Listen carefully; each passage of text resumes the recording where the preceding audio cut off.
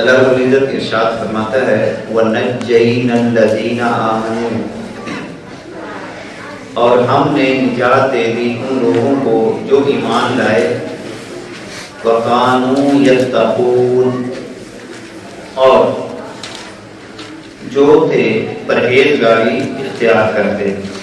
جو تقوی اختیار کیا کرتے تھے، ہم نے ان کو نجات دی۔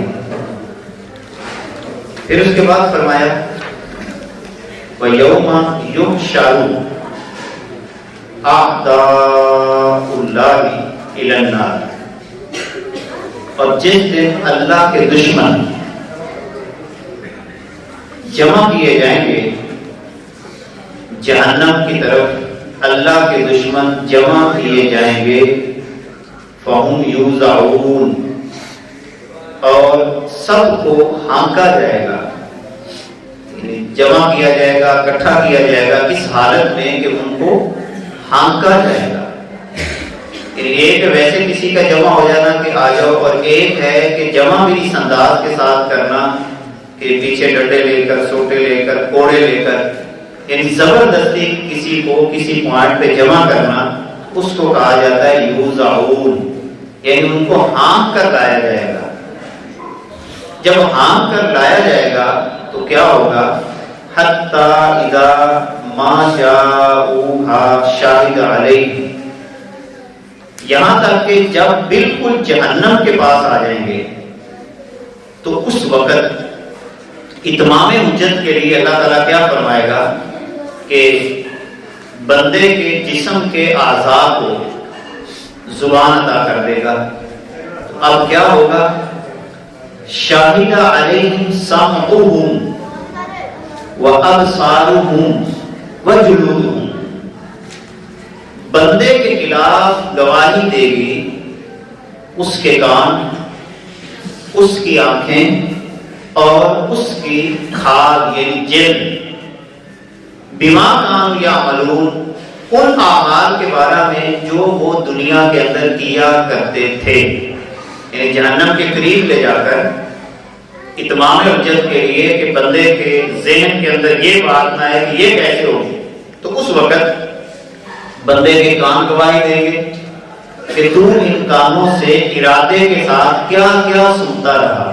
ایک ہے غیر ارادی طور پر کوئی چیز کانوں میں آ جانا، یعنی کوئی بات غیر ارادی طور پر آئی تو بندے نے توجہ ادھر ادھر کر لی، وہ بات نہیں، بلکہ وہ بات جو انسان ارادے کے ساتھ سنے گا اور غلط بات سنے گا، تو اس وقت کان گواہی دیں گے کہ تو نے یہ سنا تھا۔ وَأَبْصَارُهُمْ، آنکھیں گواہی دیں گی باقاعدہ کہ تو نے یہ دیکھا تھا۔ جہاں پر بھی ارادے کے ساتھ نگاہ پڑی، آنکھ بتائے گی تو نے فلاں چیز بھی دیکھی، فلاں کو دیکھا، فلاں چیز کو دیکھا، فلاں حیثیت کو دیکھا۔ وَجُلُودُهُمْ، اور ساری کی ساری کھال، یعنی اوپر جو یہ جلد لگی ہوئی ہے، اس کا ایک ایک حصہ بولے گا، یعنی جلد کے کسی مقام سے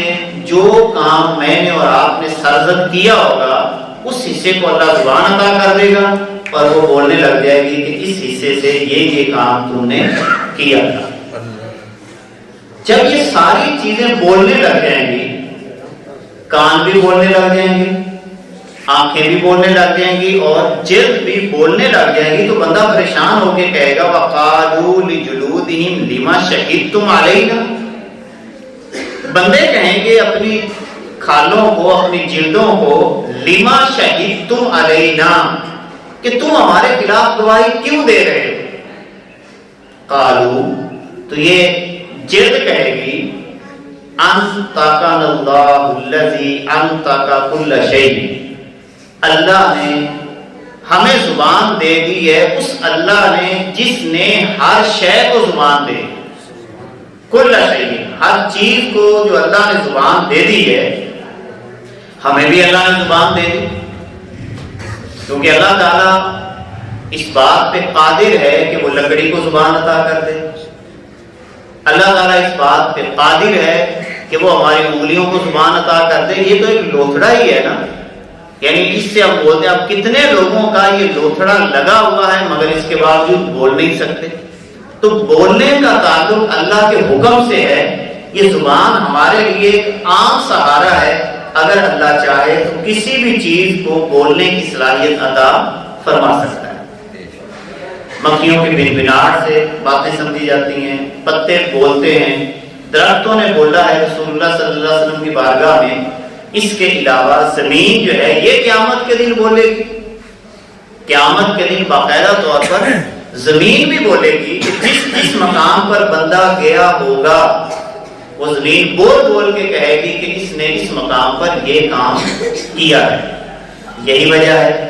مسجدیں بھی بولیں گی، جنہوں نے اچھے کام کیے تو مساجد بولیں گی۔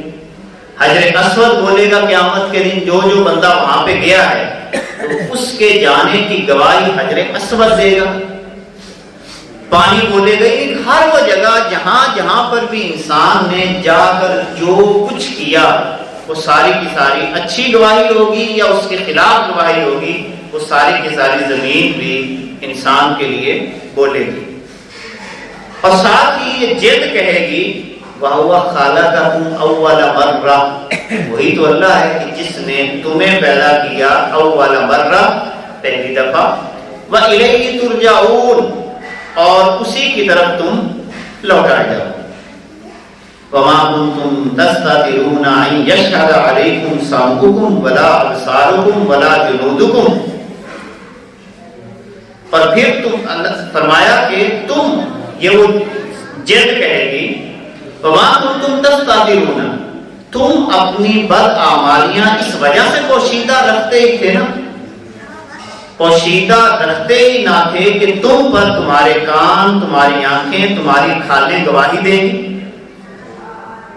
یعنی تم نے اپنے طور پر تو جو تم نے چھپانے کی کوشش کی یا نہ چھپانے کی کوشش کی، تو اللہ تعالیٰ تو اس بات پہ قادر تھا کہ اب یہاں پر تمہارے کان، تمہاری آنکھیں اور تمہاری کھالیں جو ہیں یہ تمہارے خلاف گواہی دیں گی۔ وَلَٰكِنْ ظَنَنْتُمْ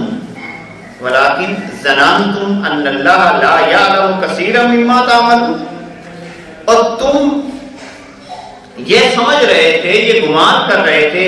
کہ اللہ تعالیٰ بہت ساری باتوں کو جانتا ہی نہیں، جو تم عمل کرتے ہو تم یہ سمجھتے رہے کہ اللہ تعالیٰ کو باتوں کا پتہ ہی نہیں چلتا، بس ہم چھپ چھپا کے جو کر رہے ہیں کام کہ لوگوں سے چھپ جاتے ہیں، تو بس اللہ تعالیٰ کو بھی اس بات کا پتہ نہیں چلتا۔ وَذَٰلِكُمْ ظَنُّكُمُ الَّذِي ظَنَنْتُمْ بِرَبِّكُمْ، یہ وہ تمہارا اپنا گمان تھا، جو تمہاری اپنی بدگمانی تھی، جو تم نے اپنے رب کے بارے میں قائم کر رکھی تھی، یہ تمہاری اپنی بدگمانی تھی جو تم نے اپنے رب کے بارے میں قائم کر رکھی تھی۔ اور وہ بدگمانی کیا تھی کہ اللہ تعالیٰ کو بعض باتوں کا پتہ ہی نہیں چلتا، یہ تمہاری اپنی بدگمانی تھی۔ ارداکم، اسی بدگمانی نے تمہیں کیا کر دیا؟ ہلاک کر دیا۔ اسی بدگمانی نے تمہیں کیا کر دیا؟ ہلاک کر دیا کہ اللہ کو ہماری باتوں کا پتہ ہی نہیں چلتا۔ وَقَيَّدْنَا فَأَصْبَحْتُمْ مِنَ الْخَاسِرِينَ، پس تم ہو گئے خسارہ اٹھانے والوں میں سے۔ فَإِن يَصْبِرُوا، اب اگر وہ معافی بھی مانگیں، یعنی اس موقع پہ صبر بھی کر لیں، تو کیا ہوگا؟ فَالنَّارُ مَثْوًى لَهُمْ، اب ان کے لیے جہنم ہی ٹھکانہ۔ یعنی اب ساری جب باتیں سامنے آ گئی ہیں، جیسا کہ ہم نے سورہ المنافقون کے اینڈ کے اندر بھی پڑھا کہ اس وقت وہ بندہ کہے گا کاش کہ میں یہ کر لیتا، کاش کہ میں یہ کر لیتا، لیکن اب اللہ فرماتا ہے کہ ان کے لیے جہنم ہی کافی ہے۔ وَإِن يَسْتَعْتِبُوا فَمَا هُم مِّنَ الْمُعْتَبِينَ، اور اگر یہ معافی کے اب طلبگار بھی بنیں گے تو یہ معافی دیے جانے والوں میں سے نہیں ہوں گے، یعنی اب ان کو کسی قسم کی معافی نہیں دی جائے گی۔ وَقَيَّدْنَا لَهُمْ قُرَنَاءَ، اور ہم نے ان کے کچھ ہم نشین مقرر کر رکھے ہیں، وہ کیا کرتے ہیں؟ فَزَيَّنُوا لَهُمْ مَا بَيْنَ أَيْدِيهِمْ وَمَا خَلْفَهُمْ، وہ جو ان کے ہم نشین ہیں یہ کیا کرتے ہیں؟ جنہوں نے ان کے اگلے اعمال اور پچھلے اعمال ان کے لیے مزین کر دیے، اب ان قرآن سے کیا مراد ہے؟ اس سے مراد شیطان بھی ہو سکتا ہے، اس سے مراد دوست احباب بھی ہو سکتے ہیں۔ اور کوئی گل نہیں، کیڑا کچھ ہونا ہے، یہ شیطان ذہن میں بات ڈال دیتا ہے کہ نہیں تو اچھا کر رہا ہے، تیرا حق بنتا ہے، تو یہ کر سکتا ہے، یا اس طرح کا مزین کر کے عمل۔ بات بری ہوتی ہے مگر شیطان اس کو اچھا کر کے دماغ میں ڈال دیتا ہے۔ یا پھر دوست احباب، کچھ ایسے دوست احباب ہوتے ہیں جو کیا کہتے ہیں، کوئی گل نہیں، تھوڑی دیر کے لیے بیٹھیں، چلو کر لیں، شراب پی لیں، فلاں کر لیں، یہ کر لیں، چغلی کر لیں، غیبت کر لیں، یا کسی کا نقصان کر دیں اللہ کیا۔ تو یہ ساری کی ساری باتیں بعض دفعہ انسان کے ذہن میں دوست احباب ڈال دیتے ہیں اور بعض دفعہ شیطان۔ تو شیطان ذہن میں یہ بات ڈال دیتا ہے کہ یہاں پر جو تم کر رہے ہو یہ ٹھیک کر رہے ہو، وَحَقَّ عَلَيْهِمُ الْقَوْلُ، اور بات واضح ہو چکی، حَقَّ عَلَيْهِمُ الْقَوْلُ فِي أُمَمٍ، پہلی امتوں میں بھی، قَدْ خَلَتْ مِن قَبْلِهِمْ، جو ان سے پہلے گزر چکی، مِنَ الْجِنِّ وَالْإِنسِ، جنات اور انسانوں میں سے، إِنَّهُمْ كَانُوا خَاسِرِينَ، بے شک وہ سارے کے سارے خسارہ اٹھانے والے بنے، یعنی جنہوں نے اللہ اس کے رسول کی نافرمانی کی وہ سارے کے سارے خسارہ اٹھانے والے بنے، اور جنہوں نے اپنے برے اعمال کو اچھا سمجھتے رہے وہ بھی سارے کے سارے خسارہ اٹھانے والوں میں سے رہے۔ اب جب یہ ساری باتیں ہو رہی تھیں تو اس وقت کافروں نے کیا کہا، یعنی قرآن چونکہ ہر بات کو واضح کر رہا تھا، جیسے ابھی میں نے جمعے کے اوپر بھی عرض کیا کہ قرآن تو ہر چیز کو واضح کر دیتا ہے، یعنی انسان کی فطرت کو واضح کر دیتا ہے، انسان کی نفسیات کو واضح کرتا ہے، انسان کے کردار کو واضح کرتا ہے، ایسی ایسی چیزیں بتاتا ہے کہ جس سے ہم انسان کو پرکھ سکتے ہیں، ساری باتیں تو واضح کرتا ہے۔ تو جب کافر یہ قرآن سن رہے تھے تو اب انہوں نے کیا کہا، وَقَالَ الَّذِينَ كَفَرُوا لَا تَسْمَعُوا لِهَذَا الْقُرْآنِ، یہ قرآن نہ سنو، ان لوگوں کو ترغیب دیتے کہ یہ قرآن نہ سنا کرو، کیونکہ قرآن تو ہر چیز کو واضح کر رہا ہے۔ ابھی دیکھیں جیسے ہم نے ایک منافقت کی نشانی پڑھی ہے، اب جو بندہ یہ ذہن میں بٹھا لے کہ یہ اس بندے میں منافقت کی نشانی ہے جو گالیاں نکالتا ہے، تو یہ بھانڈا تو پھوڑ دیا، اندر کے نفاق کو اللہ تعالیٰ نے واضح کر دیا۔ اب دیکھیں جب بھی کوئی لڑیں گے اور جنہوں نے قرآن کے اس مفہوم کو سن رکھا ہے تو وہ سمجھیں گے نہیں کہ یار یہ بندہ تو منافق لگتا ہے، یہ بندہ وعدہ خلافی کرتا ہے تو منافق لگتا ہے، یہ بندہ جھوٹ بولتا ہے تو منافق لگتا ہے، یہ بندہ جو ہے وہ لوگوں کو ذلیل کرنے کی پلاننگ کرتا ہے، اس کا مطلب ہے اس کے دل کے اندر منافقت ہے۔ تو جب قرآن ہر چیز کو واضح کر رہا ہوتا ہے تو جو لوگ واضح ہو رہے ہوتے ہیں وہ کیا کرتے ہیں، اس قرآن کو نہ سنو، اس قرآن کو نہ سنو، بلکہ کیا کیا کرو، آگے طریقہ بھی بتایا، وَأَلْغَوْا فِيهِ لَعَلَّكُمْ تَغْلِبُونَ، اور جب قرآن پڑھا جائے تو تم کیا کیا کرو، بےہودہ باتیں کیا کرو، شور مچایا کرو تاکہ تم قرآن پہ غالب آ جاؤ۔ یعنی یہ انداز قرآن کو روکنے کا پھر اختیار کیا جاتا ہے کہ قرآن کی تعلیم کو، قرآن کے نظام کو کسی نہ کسی طریقے سے روکا جائے، یہ تو ہمارے سارے بانڈے پھوڑ رہا ہے۔ تو وہاں پر وہ کیا کرتے ہیں، تم شور مچاؤ قرآن کے مقابلے میں شور۔ اب شور کسی بھی قسم کا ہو سکتا ہے، یا تو یہ کہ قرآن کی تعلیم کو بیان کیا جائے کہ لوگوں تک نہ پہنچے تاکہ ہمارے بانڈے نہ ہوں، یا یہ ہے کہ قرآن کے مقابلے میں کوئی اور شور مچایا جائے۔ تو یہ انداز بھی کس کا ہوتا ہے، یہ ان لوگوں کا ہوتا ہے جو لوگ قرآن کی روشنی میں